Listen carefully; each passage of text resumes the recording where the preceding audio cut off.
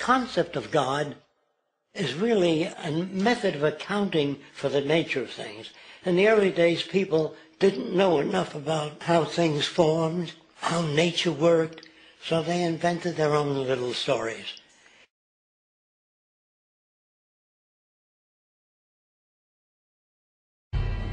"1,400 years ago, when the world was immersed in darkness, the Quran was revealed, which brought light to a beleaguered world. And whereas the earlier books came with many scientific mistakes, due to the hand of man having delved into them, the Quran had none of these contradictions. The world thought there could be no reconciliation between religion and science. But the Quran mentioned many scientific facts in great detail, like how a human being developed in the mother's womb, and described other scientific facts which amaze the world's renowned scientists and scientific community. Muhammad could not have known these facts about human development in the 7th century because most of them were not discovered until the 20th century. This is a leech, and this is the human embryo, about 23 days. I think you have to agree that the similarity between these structures is amazing. The key word in both is al-Ghaib. At this stage is known to no one except Allah. The rapid growth and dramatic changes which occur after the bones have been clothed by muscles have been mentioned in the Holy Quran 1400 years ago. Surah 79, Ayah 32 states, also in the context of creation, "And the mountains hath he firmly fixed." Similar mention of mountains is found in several other surahs. It is permissible to interpret this to imply that mountains are rooted and that modern geophysics has established deep crustal roots for the axial parts of mountain systems at converging plate boundaries. We need research into the history of early Middle Eastern oral traditions to know whether, in fact, such historical events have been reported. If there is no such record, it strengthens the belief that God transmitted through Muhammad bits of his knowledge that we have only discovered for ourselves in recent times. That some of the information we have seen based on the Quran were not known to us until the discovery of electronic microscopes, not just the microscopes of the 17th century, electronic microscopes. And to speculate that Prophet Muhammad, peace be upon him, must have learned that from someone else or discovered it is tantamount to assuming that somewhere in the desert of Mecca, under one of the tents, the Prophet ﷺ was hiding an electronic microscope and nobody was able to discover that at all. None. Not his wife, his family, or closest friends. There must be only one logical and scientifically sound answer, not theological. That this Quran, indeed, could have not emanated from any source other than the Creator, who knew what we will discover 1400 years or 2000 years from the revelation of His book.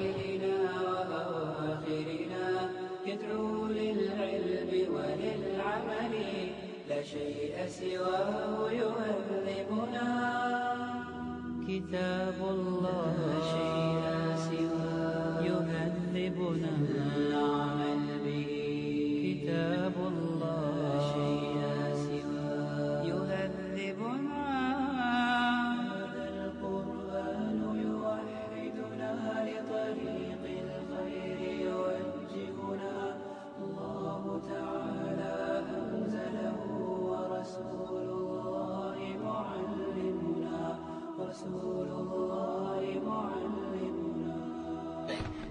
What we want to do is to eliminate the causes of the problems, eliminate the processes that produce greed and bigotry and prejudice and people taking advantage of one another.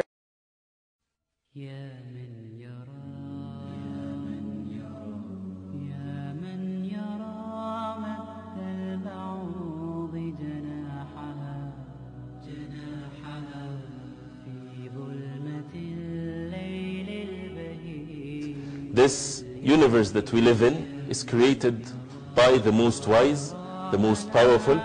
Everything speaks that way even if it doesn't speak.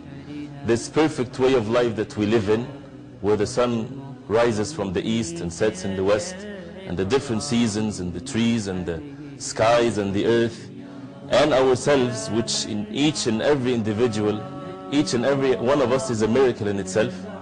The relationship between our physical bodies and our souls and our intellects, all of this are all signs of the Creator of the heavens and the earth. So as a result of believing in the Creator of the heavens and the earth, then there's a purpose.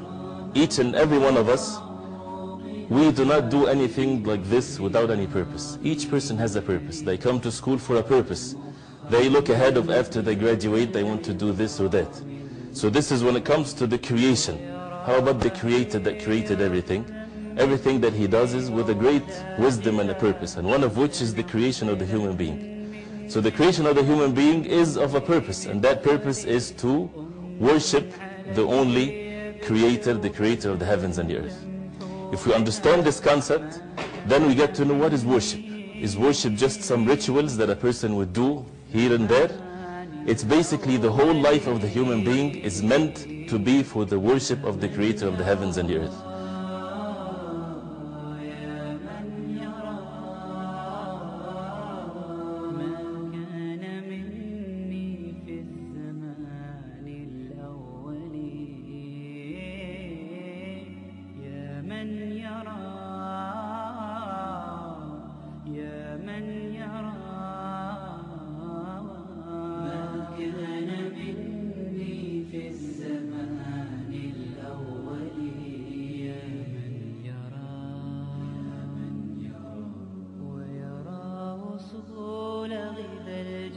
Will be met. Benefits of leaving off following your desires, submitting yourself to the Creator of the heavens and earth, and leading a path that He wants you to lead. What are the benefits of doing this, Sheikh? More than can even be mentioned in many, many lectures. But the most important benefit, a feeling of contentment, of fulfillment, of doing what you're supposed to do. Peace and serenity enter your life in this world. And of course in the hereafter you get the pleasures of Allah. So in this world your life has a meaning and purpose to it. So much so that even if you don't get the pleasures of this world, even if you're deprived of what many other people are deprived of, inside of you you feel good. Inside of you you feel that you're accomplishing something. And you are accomplishing something because you're doing what God created you to do. When you do what God created you to do, you feel fulfilled. You feel liberated. But when you turn away from what God created you to do, what Allah wants you to do, you will never attain the happiness because you're not in your right place. You're not in the place God wanted you to be. And you're searching vainly for that place in the worldly pleasures, and you're not going to find it. So when you find your place, your sink, when you find your niche that God wanted you to have, and that niche is the worship of God.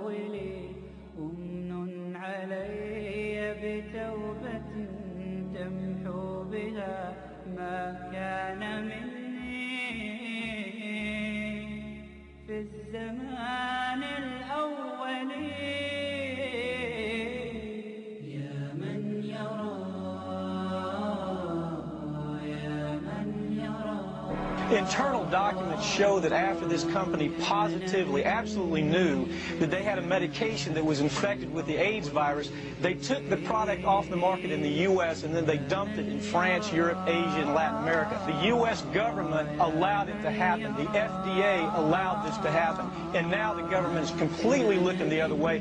Thousands of innocent hemophiliacs have died from the AIDS virus. This company knew absolutely that it was infected with AIDS. They dumped it because they wanted to turn this disaster into a profit.